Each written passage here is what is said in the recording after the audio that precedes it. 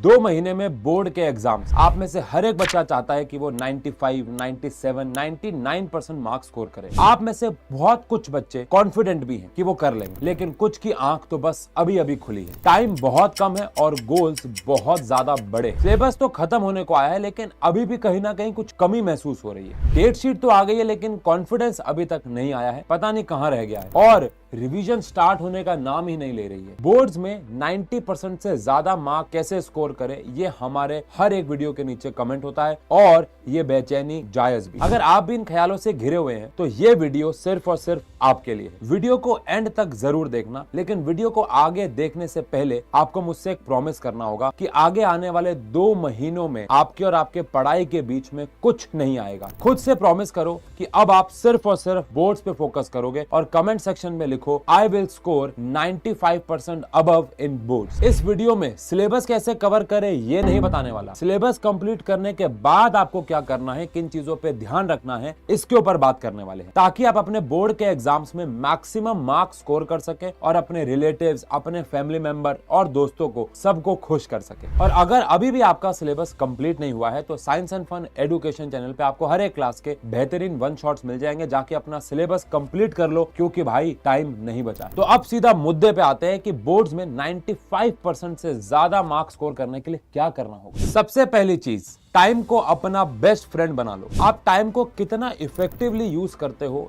ये आपके एग्जाम को बहुत अच्छे से अफेक्ट करता है। आप टाइम को जितना इफेक्टिवली, जितना बेहतर तरीके से यूटिलाइज करोगे, आपकी तैयारी उतनी अच्छी होगी और आपका बोर्ड का एग्जाम भी उतना ही बेहतरीन जाने वाला है। बचे हुए टाइम को कैसे यूटिलाइज करना है, इसके साथ साथ बोर्ड के एग्जाम के 3 घंटे कैसे यूज करना है, यूटिलाइज करना है, ये भी बहुत मैटर करता है। सबसे बड़ी प्रॉब्लम यह है कि टाइम कम पड़ जाता है बोर्ड के एग्जाम में। उनको सारे आंसर आते होते हैं, लेकिन टाइम मैनेजमेंट की वजह से वो अपना मैक्सिमम आउटपुट नहीं दे पाते और कहीं ना कहीं पेपर छूट जाता है। आप टाइम को अच्छे से यूटिलाइज कर पाओ, इसके लिए आपको स्पीड रन्स करने होंगे। तो यार देखो, सब बच्चों के पास पेपर को सॉल्व करने के लिए 3 घंटे होते हैं, जो कि आइडियली इनफ टाइम, लेकिन सबकी मेंटल स्टेट अलग है, सबके लिखने का तरीका अलग है, सबके लिखने की स्पीड अलग है और बहुत सारे बच्चे लिखते हुए बहुत सारी गलतियां भी कर बैठते हैं। इसीलिए मैंने आपको हमेशा से बोला है, अपनी प्री बोर्ड वाली वीडियो में भी बताया था कि हर एक मॉक टेस्ट को जो आप खुद से पेपर कर रहे हो उसको आइडियल 2.5 घंटे का टाइम देके पूरा करने की कोशिश करो। और ट्रस्ट मी, इससे आपके पास आधा घंटा एक्स्ट्रा होने वाला है, जहां पे आप उस आधे घंटे में टफ क्वेश्चंस पे ज्यादा टाइम लगा सकते हो और अपने पेपर को रिव्यू कर सकते हो, क्योंकि पेपर रिव्यू करने के बाद गलतियां हमेशा मिलेंगी, मार्क माय वर्ड्स। दूसरी चीज, answer your questions like a pro. अब मैं आपके साथ एक बात शेयर करना चाहता हूं। हमारे टाइम पे जो टॉपर बच्चे होते थे, उनकी आंसर शीट्स को एक्सेस करने की सुविधा नहीं, लेकिन आज की डेट में आप सबके पास ये सुविधा, ये लग्जरी है, जहां पे आप हर एक टॉपर बच्चे की आंसर शीट ऑनलाइन में स्टडी कर सकते हो, उसको रिव्यू कर सकते हो। अब आप सोच रहे होंगे, टॉपर बच्चे की आंसर शीट को मैं रिव्यू करूं कैसे? टॉपर मेरे बुआ का लड़का तो है नहीं।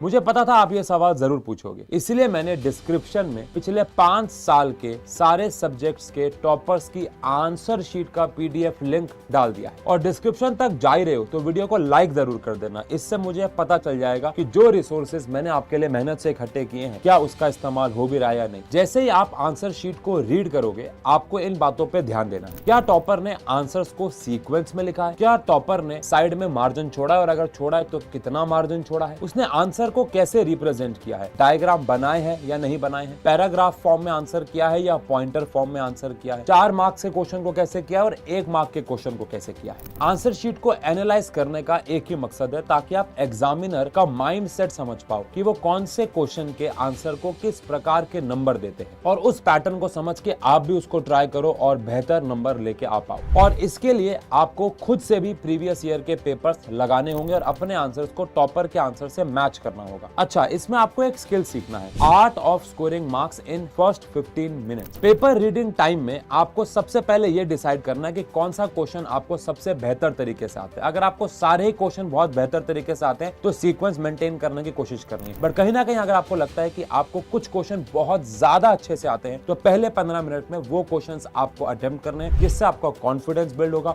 और आपको एक मोमेंटम मिल जाएगा। और आगे के जो ट्रिकी क्वेश्चन होंगे, जहां पे आपको थोड़ा बहुत भी डाउट है, उसको करने करने के लिए आपके पास अच्छा समय हो। अब तीसरी चीज, evaluate your sample papers and PYQs। तो आप आंसर लिखने की प्लानिंग या स्ट्रेटेजी तो बेसिक समझ चुके हो। अब आपको लास्ट 5 साल के पेपर इकट्ठे करने हैं और कुछ और सैंपल पेपर्स इकट्ठे करने हैं और बिना किसी असिस्टेंस के, किसी की हेल्प नहीं लेनी है और ऊपर बताए गए तरीके से उनको बनाना शुरू कर देना। इसके लिए आपको एक अलग से नोटबुक बना लेनी है, चाहे पतली सी नोटबुक। उसमें आपको पूरा पेपर अटेम्प्ट करना है ढंग से और अपने टीचर को दे देना है, अगर वो इतने कोऑपरेटिव है तो उनसे इसको चेक करवाना है और फिर अपनी गलतियों को एनालाइज करना शुरू कर देना। अब आपको फिगर आउट करना है कि आपके मार्क्स कहां कटे हैं और क्यों कटे हैं। उनका रूट कॉज समझना है, उनको ठीक करना है और ये एक्चुअली में असली सीक्रेट है 95% से ज्यादा मार्क्स स्कोर करने का। इसलिए आपको हर मिस्टेक के बाद 5 वाई मेथड को यूज करना है और उन गलतियों को ठीक करना है। आओ एक एग्जांपल से समझाता हूं। मान लो आपके एसे में मार्क्स कम आए। अब ये हो गई आपकी प्रॉब्लम, आपने कारण तो ढूंढ लिया। अब 5 वाई मेथड लगा के ढूंढेंगे कि उसका कॉज क्या है। फर्स्ट, मार्क्स कम क्यों आए? क्योंकि मैंने एसे का स्ट्रक्चर सही नहीं लिखा था। सेकेंड, स्ट्रक्चर सही क्यों नहीं था? क्योंकि मुझे इंट्रोडक्शन, बॉडी और कंक्लूजन का फॉर्मेट ही क्लियर नहीं था। थर्ड, फॉर्मेट क्लियर क्यों नहीं था? क्योंकि मैंने फॉर्मेट की प्रैक्टिस ही नहीं की थी। फोर्थ, मैंने प्रैक्टिस क्यों नहीं की थी? क्योंकि मुझे लगा था कि ऐसे राइटिंग बहुत इजी टॉपिक है और बिना प्रैक्टिस के हो जाएगा। एंड लास्ट, मुझे ऐसा क्यों लगा कि बिना प्रैक्टिस के हो जाएगा? क्योंकि मैंने लास्ट ईयर के पेपर एनालाइज नहीं किए थे और ऐसे राइटिंग को लिखने का क्राइटेरिया ही नहीं समझा था। अब 5 वाई से आपको यह पता लगा कि आपने प्रीवियस ईयर के क्वेश्चंस की प्रैक्टिस नहीं की थी और कहीं ना कहीं ऐसे राइटिंग को एनालाइज नहीं किया था। तो अपनी सारी मिस्टेक्स को इन 5 वाइज की मदद से एनालाइज करो, उसका रूट कॉज ढूंढो और उस पर काम करना शुरू कर दो। चौथी चीज है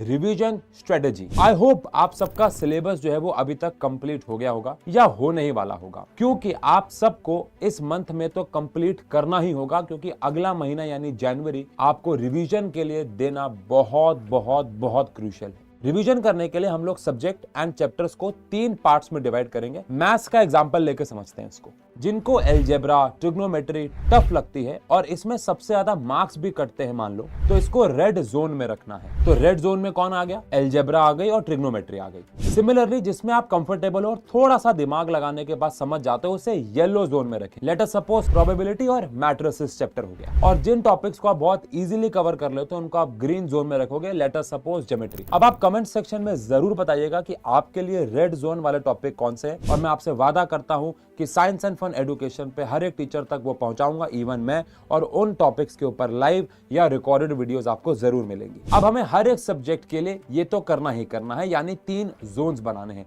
इससे आपको एक रफ स्ट्रक्चर मिल जाएगा। टाइम टेबल प्लान करने में भी आसानी होगी कि मुझे किन टॉपिक्स को, किन सब्जेक्ट्स को ज्यादा टाइम देना है और किन को कम। आपको अपना दिन का और महीने का स्केड्यूल इन 3 जोन्स के हिसाब से बनाना है। सबसे पहले फ्रेश माइंड से रेड जोन पे काम करो। उसके बाद जैसे जैसे थक जाओ येलो जोन पे आओ, और जिसको आप बहुत आसानी से कंफर्टेबली कर लो तो उसको दिन के एंड में करो, यानी कि ग्रीन जोन।